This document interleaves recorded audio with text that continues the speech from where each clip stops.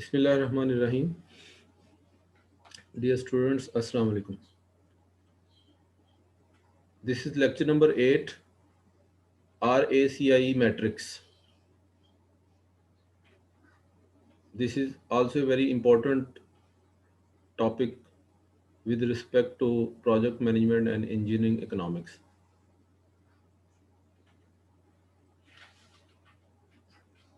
We have around 10 participants here.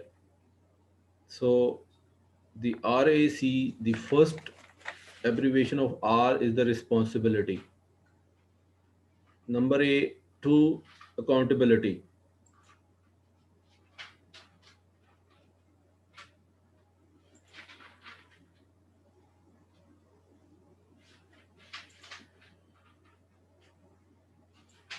Number 3, consultation. Number 4, information. So, who is the responsible? The teacher is responsible to take the class. The students are also responsible to come in the classroom and take the class. If someone students are not coming to taking the class, who will accountable? The head of department will accountable. He will account and he will check who was not attending the class and who was not taking the Zoom class meeting. So I will consult with the HOD. The number of 13 students today attend the class, but rest of the students did not take the class. So I will concern with the HOD. How I will concern with the information. I can call, I can SMS, I can WhatsApp, I can directly email, whatever the facilities available, I can avail it. So these are the different scenarios we will discuss today, because this is the project we have to complete 32 lecture for this session. It is very small project for me as a teacher, as a faculty member of mechanical engineering department to complete 32 lectures. It's my responsibility. And who is accounting to me directly? Management of the Swedish College, HOD, or directly can account to check whatever the other sources available in the system. Suppose the management made this WhatsApp group. The name of that group is SCET RYK Mechanical 1923. So coordinator Rao साहब और ये क्या नाम है इसका Jafir Mahmood admin manager, he is also part of this WhatsApp group. So he or anybody can accountable to me directly. The teacher is taking the class or not.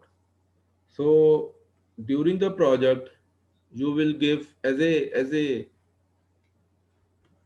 engineer, project engineer, project manager, you will give a lot of responsibilities to your subordinates, and how you will check them, how the people will accountable. So these are the points which we discussed today. Very important topic as far as the project management is concerned. People, if the people were not responsible, fully responsible in the given project, you will as a project engineer will disturb.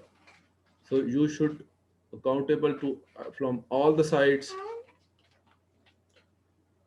and you will consult with the person कि जी कुछ लोगों को मैंने responsibility दी थी, वो अपनी responsibility पूरी अदा नहीं कर रहे. तो you will consult with your boss, जो भी आपका बॉस होगा, and you will inform properly.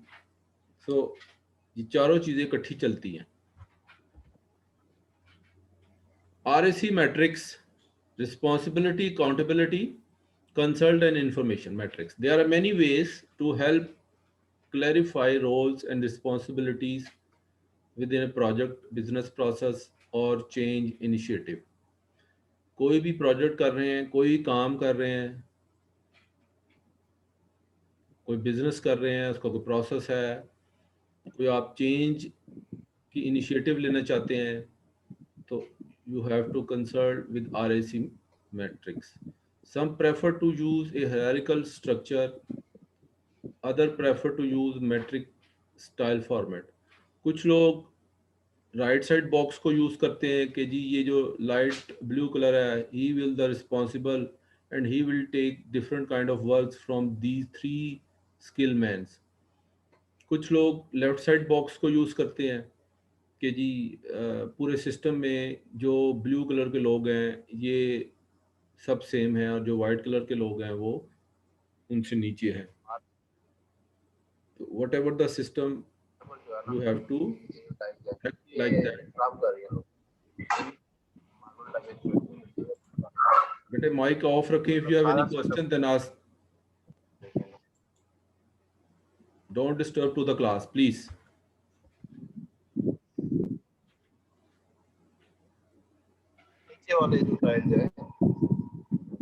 Who is speaking?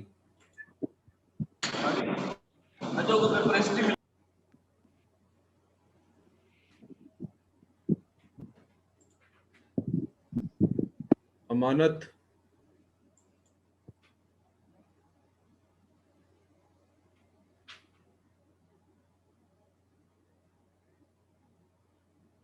So RACI matrix is a tool that brings clarity to the roles people play within the team. Yes, the different color shows ये general manager है, ये manager है, ये supervisor है, ये staff के member हैं. Different colours को डिफरेंट डेजिग्नेशन के साथ अटैच किया जा सकता है और उनके क्या रोल्स हैं, वो पीपल किस तरह प्ले करेंगे अपनी टीम के अंदर. Working towards achieving the common goal. The basic aim of all the team to get a common goal, to achieve the common goal, whatever the team is doing, whatever the team is want to do something to achieve the main common goal. हर बंदा अपने mission के पीछे लगा हुआ है कि कोई मैंने ये अचीव करना है. It describes the participation of the various roles in the completing the required activities and deliverables.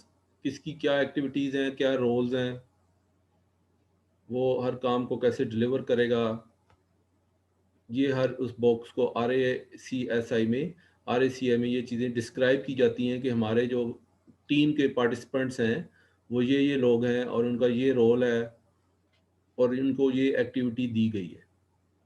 Right, RACI को एक्सप्लेन किया जा रहा है. RACI produce from the main question. जब भी आप कोई काम शुरू करते हैं ये, तो हु इज़ द रिस्पॉन्सिबल, सबसे पहला question it comes in my mind या इट्स योर माइंड और it's your team leader mind कि who is the responsible for this project. The company, the management will decide one project engineer, one project manager. Similarly mechanical engineering department को कौन run कर रहा है, who is responsible, the HOD is the responsible person. And who is accountable, कौन accountable के अंदर आएगा, तमाम फैकल्टी मेंबर्स, तमाम स्टाफ जो भी मैकेनिकल के अंदर काम कर रहे हैं वो सब अकाउंटेबल है. किसी वक्त कुछ भी पूछा जा सकता है. इसी तरह प्रोजेक्ट के अंदर भी होता है कि कौन सबसे बड़ा रिस्पॉन्सिबल होगा, जी ये प्रोजेक्ट मैनेजर रिस्पॉन्सिबल है. अकाउंटेबल कौन है, जी सबका, हर लेबर का, स्टाफ का, सुपरवाइज़र का, इंजीनियर का, सब अकाउंटेबल हो सकता है क्योंकि फिर ही काम ठीक होता है. अगर कह दिया जाए जी आप अकाउंटेबल नहीं है तो फिर काम कहाँ होने हैं सही. Are there stakeholders who can be consulted about the activities? Who are the stakeholders? Stakeholders एक कॉमन लफ्ज़ है. जैसे मैं पढ़ा रहा हूँ, स्टूडेंट्स मेरे इस वक्त स्टेक होल्डर्स हैं.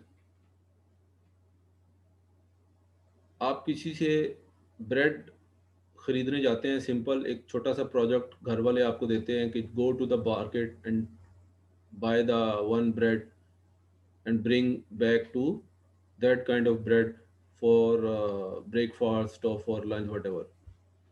तो उस ब्रेड को खरीदने के लिए आपके स्टेक होल्डर्स, आपके जो खाने वाले हैं वो भी शामिल हैं, क्योंकि जो आप ब्रेड खरीदने जा रहे हैं क्या वो ठीक खरीदी है और लोगों को पसंद आएगी।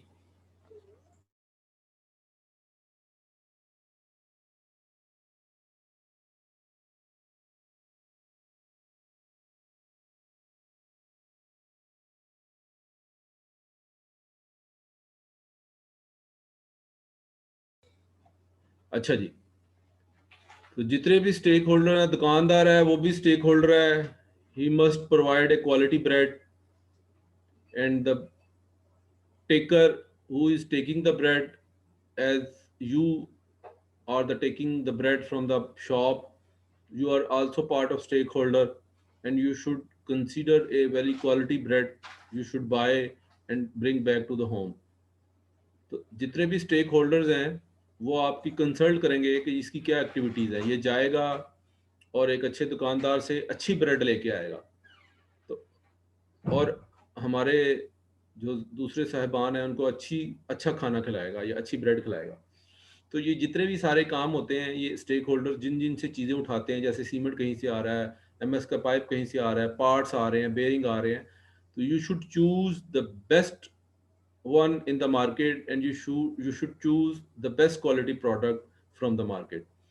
तो these are the all stakeholders, और आपको कंसल्ट करके जाना चाहिए कि क्योंकि you should, it is not necessary कि यू शुड नो एवरीथिंग, कि जी आप मार्केट में हर चीज़ कहाँ से अवेलेबल है। So first of all you will consult with the person कि अच्छे बेरिंग कहाँ से मिलते हैं, अच्छी कंपनी कौन सी है। तो दीज आर द एक्टिविटीज़, ये सब उस प्रोजेक्ट का हिस्सा होगी। अदरवाइज आप बड़े अच्छे रिस्पॉन्सिबल हैं, अकाउंटेबल भी हैं, तो अगर एक चीज़ अच्छी नहीं उठाएंगे तो प्रोजेक्ट में वो चीज़ ख़राब फिट हो गई या फ्रॉड फिक्स हो गई, और उस अगर ख़राब ही असेंबल कर दी गई तो प्रोजेक्ट की क्वालिटी डाउन जा सकती है। तो आपको तमाम स्टेक होल्डर से कंसल्ट करना पड़ेगा। आप अपने बॉस से पूछेंगे, आप अपने मार्केट में सर्वे करेंगे, आप अच्छी दुकानदार को से अच्छी बहस करके अच्छी प्रोडक्ट लेंगे। तो ये तमाम एक्टिविटीज़ स्टेक होल्डर्स कहलाती हैं सब। Are the stake holder need to be informed about the activities. आपने उनको इन्फॉर्म करना है कि मेरी एक्टिविटीज़ है कि मैंने ये बेरिंग चाहिए और मुझे इस जगह फिट करना है। तो the stake holder will inform you कि this is the proper and good quality product, you can take it and और you can buy it from my shop. This is very feasible for you, you can very easily fit और fix in your assembly area, you will get good results। तो ये सब बातें उस project में चल रही होती हैं। ये नहीं है कि आप आंखें बंद करके चीज़ें खरीदेंगे और प्रोजेक्ट कंप्लीट कर देंगे।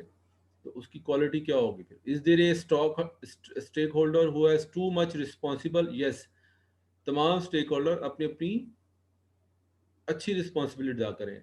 देखें, मैं मार्केट में गया हूँ, मुझे अगर किसी ने अच्छा गाइड किया है तो मैं एक अच्छे बंदे के पास जाऊँगा। अगर अच्छे बंदे ने गाइड नहीं किया तो वो मैं अपनी लाइन से डिस्ट्रैक्ट कर जाऊँगा और किसी दूसरे शॉप के पास चला जाऊँगा। शॉपकीपर के पास जाके उससे कहूँगा जी मुझे ये चीज़ें चाहिए। अगर वो भी डी ट्रैक कर जाए और मुझे अच्छी प्रोडक्ट ना दे, तो ये सब की रिस्पॉन्सिबिलिटी है, जितने भी उस काम में स्टेक होल्डर में इन्वॉल्व हैं, जो उस चीज़ को प्रॉपर सर अंजाम दें।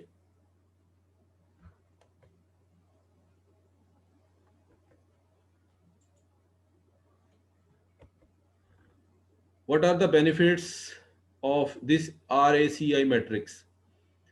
Clarify roles and responsibility. Obviously, when you make RAC matrix, आपको clarify हो जाता है कि these are the different roles which I am going to different person. मैं इन सबको देने जा रहा हूँ, और रिस्पॉन्सिबिलिटीज़ क्या है, ये मेरी रिस्पॉन्सिबिलिटीज़ हैं, लोगों ने ये परफॉर्म करनी है। Avoid duplication and confusion. क्यों आप ये रोल्स डिफरेंट्स क्लैरिफाई देते हैं, रिस्पॉन्सिबिलिटीज़ अदा करने के लिए देते हैं, ताकि एक बंदे को जो रिस्पॉन्सिबिलिटी दी जाती है उसी से उसका उसका पूछा जाता है, किसी और बंदे को उसको सेम रिस्पॉन्सिबिलिटी नहीं दी जाती। तो एक रिस्पॉन्सिबिलिटी देने के बाद आप जब दूसरी रिस्पॉन्सिबिलिटी किसी को देते हैं तो फिर डुप्लीकेशन होने के चांसेस कम होते हैं, कि बजाय के सारे बंदे एक ही काम कर रहे हैं और एक ही रिस्पॉन्सिबिलिटी अदा कर रहे हैं, और फिर इस तरह कन्फ्यूजन ख़त्म हो जाती है। तो RAC मैट्रिक्स आपको डुप्लीकेशन से बचाता है, कन्फ्यूजन से बचाता है, आपके रोल्स को क्लैरिफाई कर देता है और तमाम रिस्पॉन्सिबिलिटीज जिस जिसको जो काम दिए हुए हैं वो सबको पता चल जाता है। रिवील्स इशूज सच एज, कुछ इशूज फिर भी ऐसे थोड़े बहुत रह जाते हैं। नॉट एनफ कम्युनिकेशन, अच्छी कम्युनिकेशन ना होने की वजह से आर ए सी मैट्रिक्स, आपने फ़ोन करके अपने सबॉर्डिनेट को कह दिया कि जी ये फ़लाँ की रिस्पॉन्सिबिलिटी, उसने कहा ठीक है सर, मैंने अपने नीचे स्टाफ मेंबर को बता दिया ये रिस्पॉन्सिबिलिटी। अब अगर उसने बताई नहीं है तो आप तक तो नहीं पहुंची ना कि उसने कम्युनिकेट किया या नहीं किया। तो हर जगह टेलीफोन सप्लाई करना, मैसेजेस प्रोवाइड करना या मोबाइल देना भी ठीक है, भी मेरा सुपरवाइज़र तुम्हें बताएगा तो तुम आगे फिर किसी को बताना और फिर मुझे वापस बताना। तो ये कम्युनिकेशन जो है ना ज़्यादा इन्वॉल्व हो जाती है, जिसकी वजह से काम डिस्टर्ब होता है। तो एनफ कम्युनिकेशन ना होने की वजह से भी कुछ इशू आते हैं। टू मैनी चीफ्स, अगर बहुत ज़्यादा चीफ बना दिए जाएं, हर बंदा ही कोई बॉस है, तो भी आप आर ए सी मैट्रिक से ज़्यादा अच्छे तरीके से परफॉर्मेंस नहीं ले सकते, क्योंकि हर कोई कहेगा जी मेरी ये रेंज में नहीं आता, ये आपकी रिस्पॉन्सिबिलिटी है, क्योंकि वो अपनी जगह पर चीफ है। दूसरा चीफ कहेगा जी मेरी रिस्पॉन्सिबिलिटी में नहीं आता, मैं इसको परफॉर्म नहीं कर सकता, it is very difficult to perform this because it is not in my range, you have to do it and you are the responsible. So identify who should be approach given situation, आप ये identify करें और इस किस्म की approach इस्तेमाल करें कि तमाम अच्छी सिचुएशंस के तरीके से ये सारे मसले मसाइल हल हो। As a project engineer, as a project manager, you must identify all the responsibilities, और सिचुएशन को देखते हुए आप आइडेंटिफाई करें कि ये रिस्पॉन्सिबिलिटी आपकी है, ये रिस्पॉन्सिबिलिटी आपकी है, आप अच्छा काम कर सकते हैं, आप ले दें।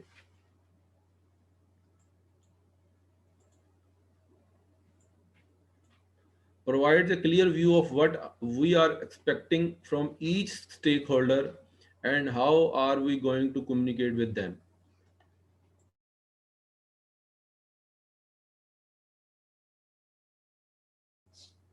Provide a clear view, आपको ये व्यू बड़ा क्लियर दो लोगों को देना है कि मैं तुमसे क्या चाहता हूँ। When you are giving the responsibilities to your subordinates, you must communicate what is I want from your side and what is my expecting from your side. तो आप जितने भी आपके स्टेक होल्डर्स हैं, यानी मेरा बॉस है या मेरे सबॉर्डिनेट्स हैं या मेरी टीम है, सबको आप बड़ा अच्छा और क्लियर व्यू बताएं कि मैं तुमसे क्या एक्सपेक्ट करता हूँ, मुझे तुमसे ये आउटपुट चाहिए। उसको कैसे कम्युनिकेट करना है ये आपका काम है, क्योंकि जब आप उसको अच्छा कम्युनिकेट करेंगे तो वो अच्छी रिस्पॉन्सिबिलिटी अदा करेगा। मैं रिस्पॉन्सिबिलिटी अच्छे तरीके से नहीं बताता और 2 दिन गुजरने के बाद उस बंदे पर झाड़ चढ़ा देता हूँ कि जी तुमने ये कैसे काम किया है, तो वो ज़रूर ऑब्वियसली मुझे कहेगा सर आपने अच्छे लफ्ज़ों में मुझे कम्युनिकेट नहीं किया। तो अच्छे लफ्ज़ों में अच्छे तरीके से उसको समझाना, कम्युनिकेट करना, ये भी उसकी रिस्पॉन्सिबिलिटी अच्छे तरीके से अदा करने के फ़ायदे हैं। तो ये सारा कुछ उस आर ए सी मैट्रिक्स का काम है, खाली रिस्पॉन्सिबिलिटी दे देना काम नहीं होता। ठीक है जी, responsible, accountable and consulted and inform. I have already told you about the meaning of RACI. That is the 4 roles that stakeholders might play in any project or in any situation. आप किसी भी project में काम कर रहे हैं, किसी भी सिचुएशन में काम कर रहे हैं, तो आपको ये 4 चीज़ें ज़रूर कंसल्ट करनी पड़ेंगी कि रिस्पॉन्सिबल होना चाहिए, अकाउंटेबल होना चाहिए, कंसल्टेशन आप करें ज़रूर और इन्फॉर्म करें properly. First of all responsibility, accountability, consulted and information, ये चारों चीज़ें वैसे डिटेल में होनी चाहिए। जल्दी जल्दी इसको खत्म करते हैं। Refer to the person who should actively participate to complete the particular activity. If you have see, आप देखते हैं कि मुझे ये पर्टिकुलरली एक्टिविटी परफॉर्म करनी है, तो मैं टीम में से कौन सा बंदा चुनूं जो अच्छा परफॉर्म करेगा, तो आप उसको ये रिस्पॉन्सिबिलिटी दें। This person owns the activity and actually doing the work, ये बंदा इस काम को ऑन करेगा और इंशाल्लाह ये ज़रूर अच्छी एक्टिविटी परफॉर्म करेगा। There can be a number of people doing each activity, आप देख रहे हैं कि बहुत से लोग एक ही काम कर रहे हैं, तो आप उनमें से कोई अच्छा बंदा चुनेंगे जो अच्छा काम कर रहा है। However, there should be at least one responsible to avoid confusion and underperforming। फिर भी आपको एक ऐसा रिस्पॉन्सिबल और एक 80 इसके अलावा रिस्पॉन्सिबिलिटी पर्सन के अलावा एक ऐसा और बंदा भी ढूंढना पड़ेगा जो थोड़ा सा नीचे डाउन हो। वो इसलिए कि इन केस ऑफ एनी कन्फ्यूजन वो बंदा छुट्टी पर जा सकता है, वो बंदा एबसेंट हो सकता है। Then you will take the second man to finish और टू रिमूव योर कन्फ्यूजन। अगर कन्फ्यूजन आ जाए कि आज वो बंदा नहीं आया तो आपको वो परफॉर्म करना मुश्किल हो जाएगा। तो आप रिस्पॉन्सिबिलिटी एक बंदे के देने के बजाय सेकंड मैन भी हम लगाते हैं कि जैसे ये एक सी आर है और ये वाइस सी आर होगा या ये डिप्टी सी आर होगा। In case of C R absent, this person will perform the all kind of responsibilities. The other can help the responsible to accomplish the required work. जो भी आप काम किसी से रिक्वायर्ड वर्क कंप्लीट करवाना चाहते हैं वो आप दूसरों को भी रिस्पॉन्सिबल थोड़ा थोड़ा बना सकते हैं। अगर हम अकाउंटेबिलिटी की बात करें, the person who should ensure that the work is complete, कौन आपको बंदा आपको सबसे पहले आके बताएगा कि हमारा काम कंप्लीट हो गया है। क्योंकि जो आपको आके बताएगा and he will be the responsible and he will also be accountable कि if the quality work is not produced by the team, then we will ask to the team members it should be completed as per agreement, कि ये तो agreement के मुताबिक काम नहीं हुआ या होना चाहिए था। तो जो भी बंदा आपको परफॉर्मेंस और प्रोजेक्ट की कंप्लीशन के बारे में बताएगा वही अकाउंटेबल होता है, जो रिस्पॉन्सिबिलिटी लेता है। One time with in the budget, with in the required quality standard, जो भी आपकी क्वालिटी स्टैंडर्ड्स हैं, जो आपका विद इन द बजट है, टाइम है, ये सारा कुछ उसको बताना है आपने कि आप मेरी इस अकाउंटेबिलिटी के अंडर आते हैं। विद इन द टाइम आपने ये प्रोजेक्ट कंप्लीट करना है, विद इन द बजट आपने बजट के अंदर रहते हुए काम को कंप्लीट करना है, और जो भी हमारे क्वालिटी स्टैंडर्ड्स अप्रूव हुए हैं उसके मुताबिक आपने काम करना है। He may be the direct manager of the responsible. आप उसको एज ए डायरेक्ट मैनेजर भी रिस्पॉन्सिबिलिटी बना सकते हैं। ठीक है जी, you are a good man, good skill person, और आप मेरी ये रिस्पॉन्सिबिलिटी ले लें कि आप डायरेक्ट मेरे मैनेजर बन जाएं, लेकिन आप मेरे अकाउंटेबल जरूर होंगे। कुछ भी गड़बड़ होगी then I will ask with you. और the same responsible person with the team is small. और अगर टीम आपकी छोटी भी है तब भी आप एक बंदे को कोई रिस्पॉन्सिबिलिटी दे सकते हैं और सारी उसको तमाम एक्टिविटीज़ का इंचार्ज बना सकते हैं। और आप कह सकते हैं कि आई विल आस्क, कुछ भी गड़बड़ होगी तो मैं आपसे पूछूंगा, you are the accountable. There must be only one accountable person for each activity. यानी आपको अपनी टीम के अंदर आपकी एज ए प्रोजेक्ट इंजीनियर कहीं भी वर्क काम कर रहे हैं तो किसी भी सुपरवाइजर की या किसी जूनियर इंजीनियर को आप अकाउंटेबल जरूर बनाएंगे कि जी सारा प्रोजेक्ट जो है वो मैं आपके अंडर सुपरविजन करवा रहा हूँ। तो आप अकाउंटेबल ज़रूर होंगे अपनी तमाम एक्टिविटीज़ के। It is also important that few accountable stake holder exist on matrix to avoid confusion over where the authority resides. Obviously कुछ सारे के सारे अकाउंटेबल नहीं होते। जितने भी आपके स्टेक होल्डर्स हैं, जिनसे आप सप्लायर हैं, बायर हैं, जिनसे आप चीज़ें खरीद रहे हैं, जो सप्लायर हैं जो आपको मार्केट में चीज़ें सप्लाई कर रहे हैं, वो सब अकाउंटेबल होते हैं। क्योंकि जब चीज़ें आती हैं फिट होती हैं तो मैं समझता हूँ कि अपनी टीमें बड़ा अच्छा काम करती हैं। बाद में पता चलता है ये पाइप ही नाकिस आया था, पाइप की क्वालिटी ठीक नहीं थी, तो हम उस स्टेक होल्डर को भी उसके साथ एग्रीमेंट करते हैं कि whatever you will supply us, you are the accountable. हम आप हमें जो भी चीज़ सप्लाई करेंगे आप उसके अकाउंटेबल होंगे, क्योंकि अगर चीज़ ख़राब निकला है बाद में तो फिर हम आपसे पूछेंगे। तो जितने भी जो भी अकाउंटेबिलिटी के रूल्स एंड रेगुलेशन है वो हर जगह चलते हैं साथ साथ। The person who can provide valuable information and guidance to complete the work. जो बंदा आपको काम कंप्लीट होने के मतलब गाइडेंस दे रहा है, इंफॉर्मेशन दे रहा है, ही is the valuable person. Because वो आप उसके साथ आप कंसल्ट करते हैं, आप उससे डेली 2 महीने 3 महीने या डेली बेसिस पर या वीकली या डे में 2 दफ़ा आप उससे रिपोर्ट मांग रहे हैं। And he is the knowledge skills experience that may be needed to complete the required work. जितने भी काम हो रहे हैं, जिनका नॉलेज आपको है, स्किल्स हैं, जो भी एक्सपीरियंस के लोग हैं, वो सब ये काम कंप्लीट करते हैं क्योंकि आप उन सब को कंसल्ट कर रहे हैं। खाली नॉलेज आपके पास भी है बट आपके पास वो सारी स्किल्स नहीं है एज ए प्रोजेक्ट इंजीनियर। और बंदा एक प्रोजेक्ट इंजीनियर या प्रोजेक्ट मैनेजर सारे काम कर भी नहीं सकता। तो आपको काम रिक्वायर्ड वर्क के लिए जो भी है वो आपको इस किस्म के नॉलेज वाले लोग, स्किल वाले लोग, मुख्तलिफ एक्सपीरियंस के लोग चाहिए और आपको कंसल्ट करना पड़ेगा। और अदरवाइज विदाउट कंसल्टेशन आपकी टीम तैयार नहीं होगी and you can not perform the good work in any project. His opinion should be taken in account in the decision making. जब आप कोई फैसला करें तो भी आपको छोटा मोटा कंसल्टेशन करनी पड़ती है। ये नहीं है कि आप कहें जी मैं हूँ, बस मैंने जो फैसला कर दिया कर दिया। आप वर्करों से भी इवन देन पूछ सकते हैं कि जी हम ये चेंजिंग करने जा रहे हैं या हम ये प्रोजेक्ट में ये कुछ चेंजिंग करने का आ रहे हैं, तो आपकी क्या राय है। तो आप कंसल्ट कर सकते हैं, आप उनसे डिसीजन मेकिंग के जो भी आपने डिसीजन मेकिंग करनी है आप फैसला कर सकते हैं। However, he should not have the authority to change the work. But ये अथॉरिटी आप उनको नहीं दे सकते कि जी आप ही चेंज खुद ब खुद जब मर्जी कर दो।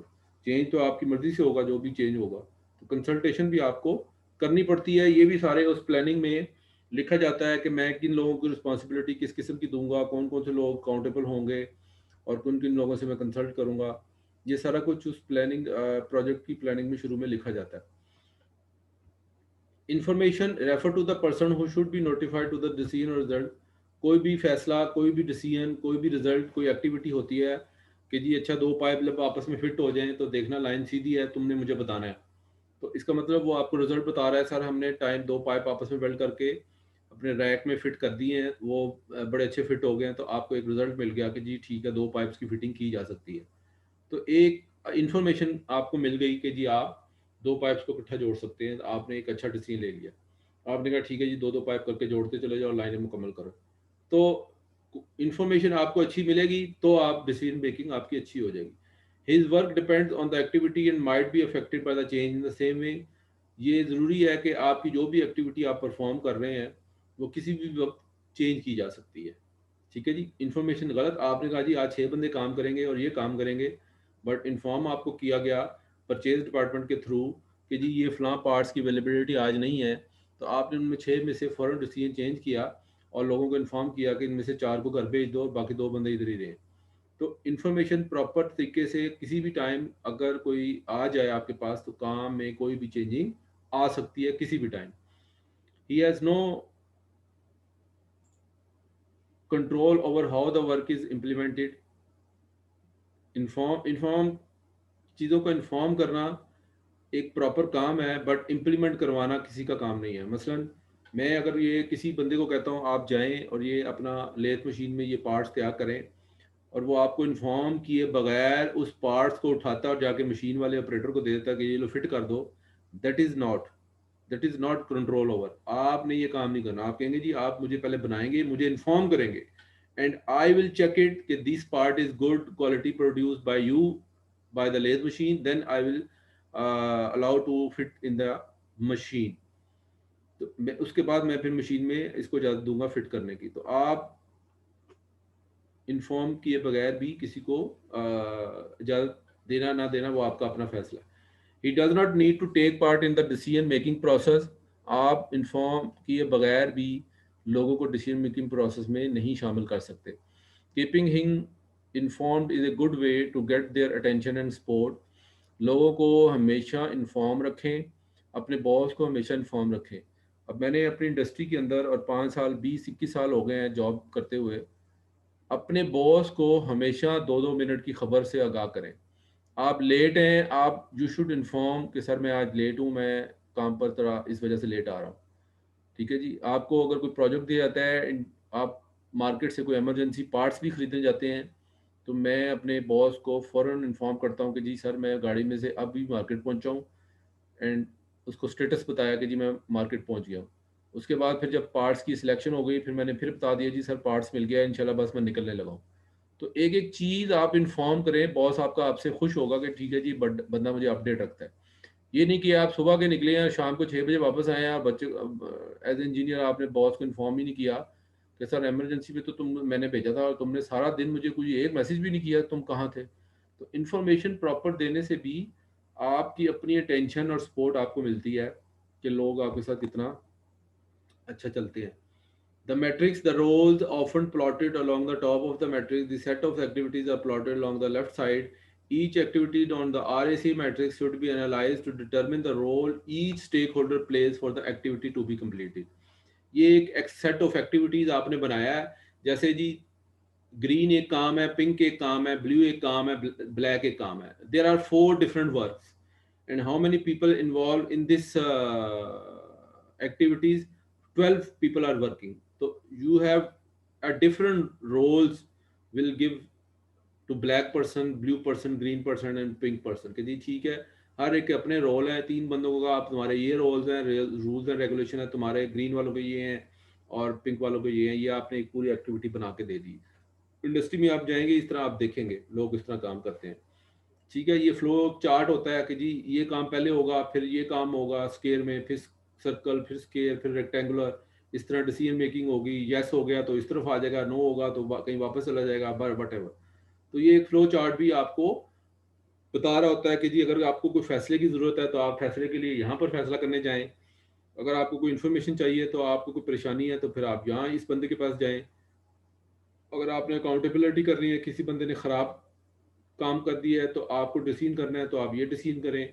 तो ये मैट्रिक्स चार्ट के थ्रू आपको पूरा डिसीजन मेकिंग आपको बताया होता है कि आपने इस काम के बाद ये काम करना है। इस तरह भी कर सकते हैं assigning person to the project, कि मैंने अपने बच्चों को बताया कि जी आप ये काम शुरू करें, और there are the 6 people involve, Adam, Ali, Amir, Peter, सारा एंड नरमीन। ये 6 बंदे 6 काम करेंगे। और ए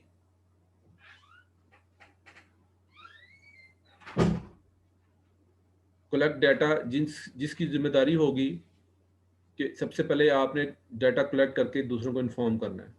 और डाटे को एनालाइज कौन करेगा? वो फिर उन्होंने कहा है कि जी सिर्फ ए, आई और आर, सी, यानी एडम, अली और पीटर और सारा करेंगे।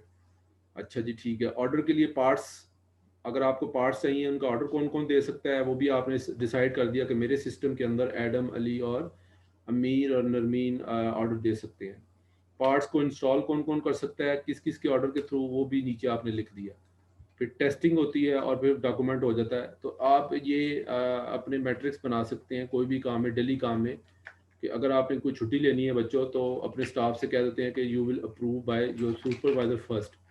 जैसे आप नॉमिनेट कर देते हैं तो आप ऊपर लिख देते हैं कि आप अक्सर अच्छे हॉस्पिटल में जाएं तो वहाँ पर जो एफएफसी में और जो फातिमा में या जो अच्छी इंडस्ट्रीज हैं, उन्होंने लिख के दिखाया होता है कि हमारे डिपार्टमेंट में आज इतने बंदे टोटल वैसे हैं, आज प्रेजेंट इतने हैं, इतने एब्सेंट हैं, पूरा एक डाटा दिया होता है। और फिर एनालाइज किया जाता है HOD के थ्रू कि जी आज हमारे पास स्टाफ में इतने मेंबर आए हैं तो हमने अपने काम को कैसे मैनेज करना है, क्योंकि सारे तो नहीं आए, छुट्टियों पर हैं कुछ। तो इस तरह भी कुछ एडमिन डिपार्टमेंट अपने काम को चलाता है, या हेड ऑफ डिपार्टमेंट भी अपने काम को इस तरह चला रहा होता है। आप हमारे ऑफिस में, HOD ऑफिस में भी जाएं तो वहाँ पर भी ड्यूटीज़ साइन हुई होती हैं कि फलां फैकल्टी मेंबर ये काम परफॉर्म करेंगे। तो डिफरेंट RAC मैट्रिक्स बनाने के तरीके होते हैं। आप किसी भी जगह डिफरेंट, वो आपकी आसानी के लिए होते हैं ताकि, ठीक है जी। This was the last slide. If you have any question you can consult me, you can ask me. यार सब्जेक्ट का बताना, सब्जेक्ट का नाम की है कुकर दे। अमानत साहब क्या कह रहे हैं? और मिस्टर अमानत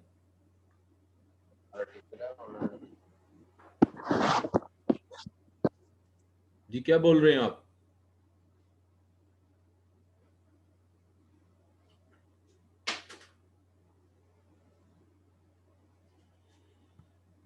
अस्सलाम वालेकुम सर।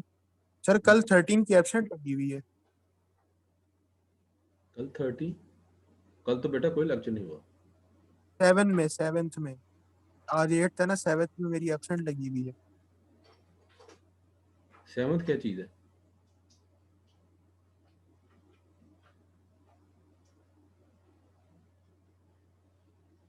चले जी, अब अपना कैमरे ऑन करें, मुझे अटेंडेंस लगवाएं।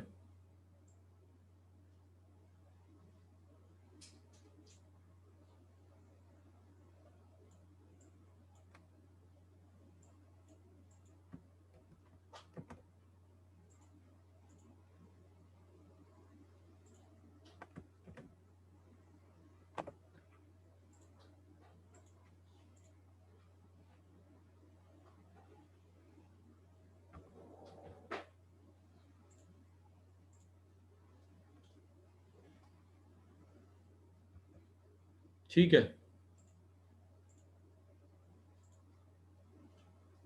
Roll number 1। जी बोले रोल नंबर 1। आपने कहा है कि कैमरा ऑन करे। तो मैंने ये तो नहीं कहा बोलो, सारे ऑन कर लें।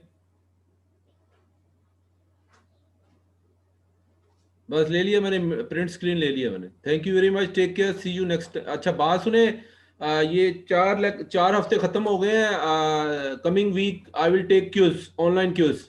Everybody should prepare first 8 lectures, right? किधर है सीआर? Okay sir. सीआर किधर है? Yes sir.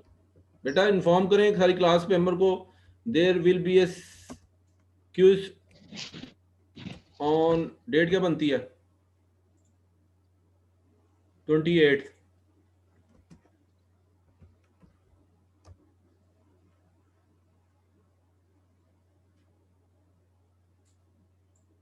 अटेंडेंस लगा ली सारों ने?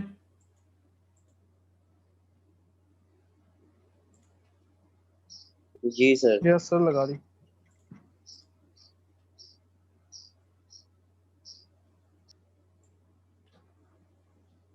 ठीक है, ओके, टेक केयर।